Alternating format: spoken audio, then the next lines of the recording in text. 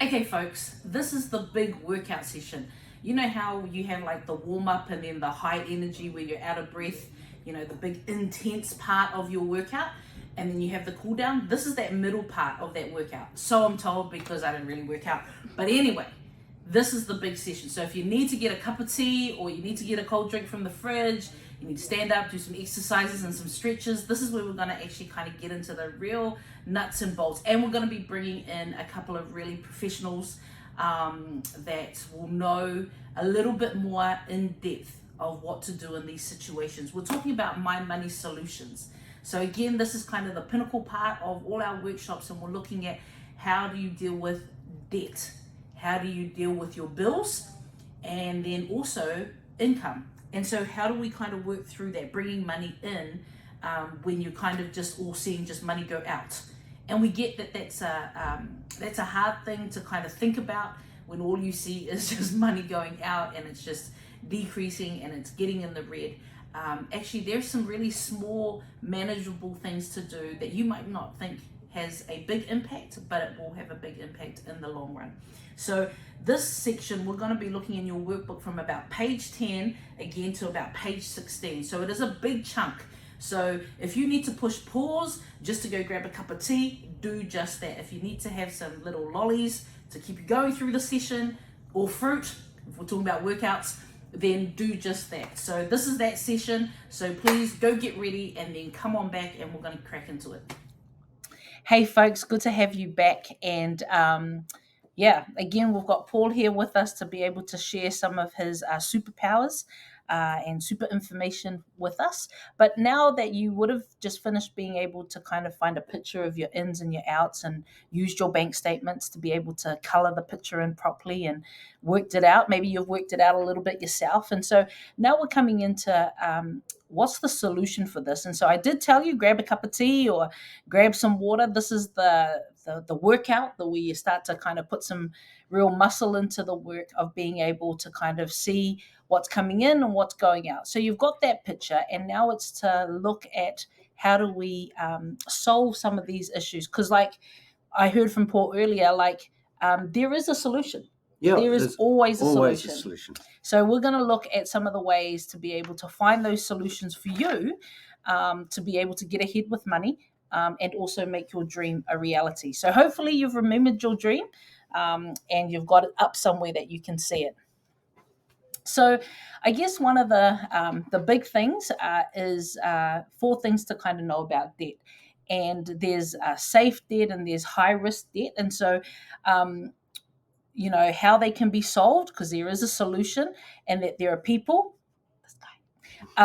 here that and organizations to help you out. And if a loan is good for you, then there's also that assistance as well. So Paul, I guess, as we see people looking for money solutions, there's good solutions and there's bad solutions, right? Definitely. There's those quick fix that you think, oh, I've seen those ads on TV. Mm. People are always smiling, at the end of it, and they've got all these wonderful things kind of coming out. But like, for you guys and what you guys see, like, because obviously we've got some worksheets there that you can be able to fill out and being able to kind of sort through those things. But I guess, when we talk about safe debt and high risk debt, like, how do you move on that stuff? Well, one of the things you can do is list your debts from the high interest rate debts to the low interest rate debt, and then you can start paying off the high interest rate debt while maintaining the payments to the lower ones, low interest rates debt, while you're paying off the high interest debt. So you minimize the payments to the other debts, and you pay the one off, and you increase the money going into the one that you're trying to pay off. Okay. So when we're looking at kind of like you say, so sort of listing out our debts, if we've got debt. So it's one thing to kind of, because I would kind of think you'd have the big debt and then you've got the small debt. But one thing you also need to look at that you're saying is the ones that have big interest. Yeah, well, that's what people, that's the higher cost ones. And so logically, that's probably what you'll do. But there's another way of doing it, is that you just take the smallest debt you've got and pay it off as soon as you can. because you're paying off principal and interest on these debts. So the sooner you can get the payment to the smaller debts paid off, then that principal that you're paying can go onto the next debt. So it snowballs like a snowball going down a hill. Yeah. It gradually gets, the payment becomes bigger. Nice. And you can pay off debts quicker that way. And it's such an achievement too. Like even, you pay off that little one, because sometimes like I think, you can almost look at the big debt and be like, oh man, like, oh man alive, I'm never going to get through that one. And then you just kind of think, oh, the other ones are just not going to be worth it because you're just so focused on that big encroaching one. So I guess the tip to be able to kind of, when you're listing them out, like get that small one. Yeah. Get it off the rank almost, eh? Get it off, and then use that same payment on the next one up, and so on until you hit the big one. You'll be getting quite big payments. Yeah. See, guys, so your debt problems can be solved. Don't think that they're not solvable. They are. They might just take some time, some expert advice. And like we've said, that there's a whole bunch of people and organizations and places that you can get this information from. So I guess one of the other things for us to be able to look at is you've got different people that have come in and gotten micro loans and being able to do that. And I love this quote by one of our clients, and Paula mentioned, I pay off $20 a week, which is manageable. I would totally recommend applying for a micro loan in a similar situation. A lot of people just don't know these options are out there, but it's changed my life. And I think, Paul, because the ones that get all the marketing money, like these aren't these guys, right? It's not these loans. No. It's those big loans. So where would we find out about these kind of good, I'd call them like, good, safe? Well, the no interest loans. So, if you're not paying interest on a loan, it's easy to pay off, isn't it? Yeah, Very cool. There are a couple of organizations that do that. That's awesome. And again, you can look at these up. You can work through your different workbooks and see the different information. You can jump on the Facebook group page as well, and you can see a couple of places there. And I guess one of the things that we want to, and again, like Paula, go you for paying that $20 a week. And I love the word that she uses there, that it was manageable. Yes, right. Hey, it's manageable. It's not impossible. Right. It's manageable. So again, like we talked about getting that debt worksheet. And so you've got this in your workbook. So have a look at it. And there you've got all these different kind of, the big ones, the small ones, when they're due is a really good one to be able to kind of note down. And so have a look at this. And then, again, it's kind of building towards that picture. It's kind of breaking that picture down so that you can kind of get through each column there. And how cool is it to be able to bring that to you guys? Absolutely. If that would be incredible. Hey, right? Because it kind of helps you, you yourself have taken the time to be able to work through your worksheet, kind of see it for yourself, and again, being able to come in with something to say, it's like that. One of our other clients said, I came in, I said, this is my dream, this is where I want to get to. And, being able to put that together with the help of these different places. So again, folks, we, you need to go to, we're moving into page 10 of your this little book here, this little one here. And so work through that. And, again, don't be embarrassed. No. Don't try and hide certain debts. No, just be really open. Yeah. We've heard it all. Don't even worry about it. Yeah. We'll try and come up with a solution. Yeah. And what's really important for you to know is that your debt is not the biggest debt in the world. Like it really isn't. And so just list it out there, get it out there, get it out of your head and get it onto paper, and then look at it, how you can tackle it. And there's help there for you as well. So, hey folks, so Paul had to go because he's helping people just like you in his job. And so we wanted to carry on with you guys and look at our next page here. And so part of your money solution is not just getting through your debt, but also the 4 things to know about your bills. So again, different providers charge different prices. So even if you're talking about, like your electricity, depending on who your power company is. And the way that you use power in your house can really affect how much you pay for it. So again, it's Power Switch website, which you'll find as well, and there's a link in your workbook that you can click onto, or that you can just go and find, and you put in all kind of your details and stuff like that, and then they'll be able to say which power company is better for you. And don't be all swayed by all the little extra bits and pieces they try to throw in there to make you not look at the cost of their power. So don't be fooled by like, get a free this account and free subscription to this if you sign up with our power. Look for what you're actually going to pay for your power. So and then another thing is that sometimes getting behind on your bills can actually make it cost you more. And if you are finding that you're just so behind on your bills and you can't find a way forward, then you can find support. Again, we've talked about financial mentors before, but if you don't open the bill, it doesn't mean that the bill's not going to appear. Okay, I know that I had a flatmate that every time she used to get like bills that used to come in, and you could tell them by the certain kind of colors on the on the envelope, she just wouldn't open them. She would just think that if she didn't open them, they wouldn't exist, and that so didn't happen. So actually getting behind on them, a couple of things that you could do is that um, you could actually call the provider or call the company and say, look, I'm behind on that. You'd be amazed, not everyone's as hard is as a hard nut as you think. Some power companies will actually give you some time or work out a payment plan to be able to do that if you've gotten behind on a certain bill. So it ends up costing you more because you get like charged for late fees and interest and all this sort of stuff. So it's good to not get behind, but if you find that you have, there is still help there out for you. And the other thing is that if you spread the cost of your bills over a long period of time, you'll notice that if you just kind of at a regular payment level, you can kind of just send in, make your automatic payments for something like your power bill, so that you don't kind of hit the big winter cost. Because we all know in the summer you're hardly using any power, right? But then in the winter, it's sort of like, oh my goodness, where did this bill come from? But if you spread that over a year, then you'll notice that you won't get such the big spikes when and have to deal with them at different times of the year, but to spread it evenly across.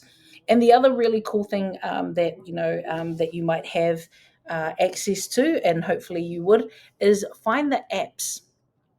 So if you go onto your phone, you find all the different apps that are really useful. A lot of the social media apps, they're not so useful. They kind of take up a lot of time. But there are apps like the Gas. Where's my camera? There, the Gas Spy app. That's a really good app in terms of trying to find cheap petrol. There's other apps like the Grocery NZ app in terms of food. What else is really good is community pages on Facebook. I know it's starting to be stink on social media, but find your community page, because there might be like a veggie market that's in just your area, so it might not have an app. Where to find deals on stuff that you need, not stuff that you don't need, but stuff that you actually need, like food, like petrol, to be able to kind of find out what the best deals are. So use it in that sense as well, and it'll just make such a difference for you guys too. So, but yeah, in terms of your bills, it's really good to be able to get on top of those things, and don't despair either if you've got a bill that you just think, oh my gosh, that bill's never going to get paid. No, it can get paid. It might not just get paid all at once, and that's okay. Companies would rather a little bit of money than no money, so don't think that you are up the creek without a paddle as such. So we talked about being able to spread your bill payments. So you can see there's a really cool example there on Mana's power bill. So over the cost of a year, you'll see there's like $1,800 per year. And that can be really, really intense. If you look at those two different columns, you'll notice, like we had mentioned, that in January, like, man, it looks really, your power bill's like, woohoo, I can do $80 for that month. But then it like doubles, like it nearly goes kind of into 3 times by the time you get to kind of July. And that's when it can become really, really crippling. And we get that it does. But if you look at the other column, you'll see that 150 every month, even though in January it's only costing you $80. But if you're putting in $150 a month, it'll all even out. And so dealing with that is a lot easier, and it just won't be so overwhelming. I get it. Sometimes you kind of be like, oh, January, when we need a little bit more money because the kids are going back to school and stuff. But actually, come July, when they need extra jackets or they've outgrown their shoes, that can hurt a lot more. And so, again, there's other ideas in the workbook to be able to help you manage your bills. It's not impossible, it's solvable, and there's just a smarter way to be able to do it. And, like I always hear, you don't know unless you know. So now you know. I think there was a song back in the 80s that went like that too. So, again, still working on our money solution. I said this was going to be our big workout, but another couple of things to know about income. Now, you may be thinking, oh man, my income's like not almost non-existent. But you've got your main source of income, and usually people kind of just stop there. They kind of think, oh man, this is all I've got to work with. But maybe it's not. I'm not saying that it definitely isn't, but maybe it's not. Another thing to know about income is that there might be benefits or entitlements that you might actually qualify for.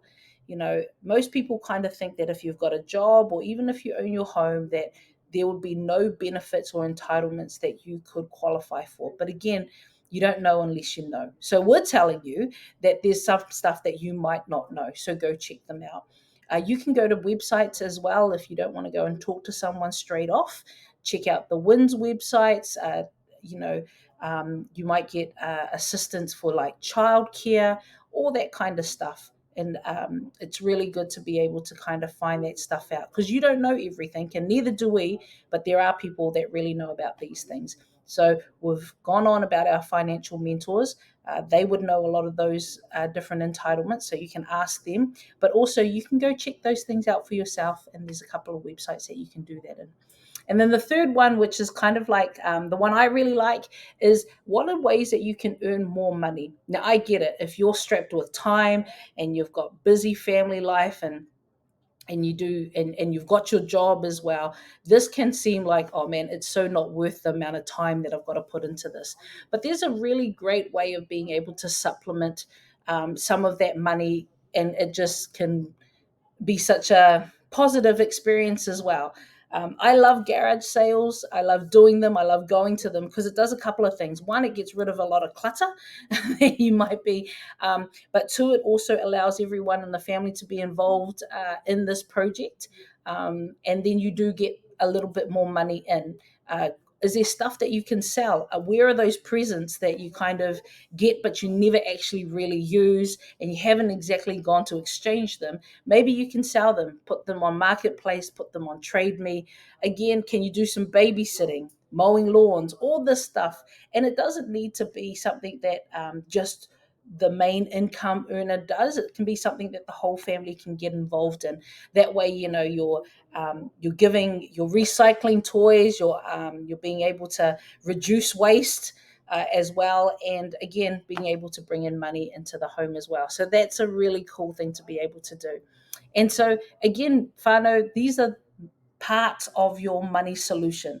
Now, it's not going to come all in one big package. Here is the answer, but it comes in all these different stages. So it's really important for us to kind of remember that, about your debt, looking at your debt, being honest with it, that it's manageable, looking at what you need to know about bills, and then also thinking about different ways of getting some income as well.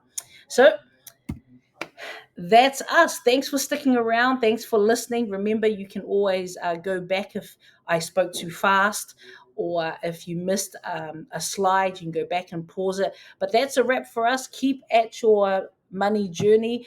Get closer and closer to your money dream as you do this. And again, you are upskilling yourself and getting more knowledge to be able to get some better habits, getting better control, getting ahead with your money, and you controlling your money rather than your money controlling you. So keep at it, team, and we'll be back.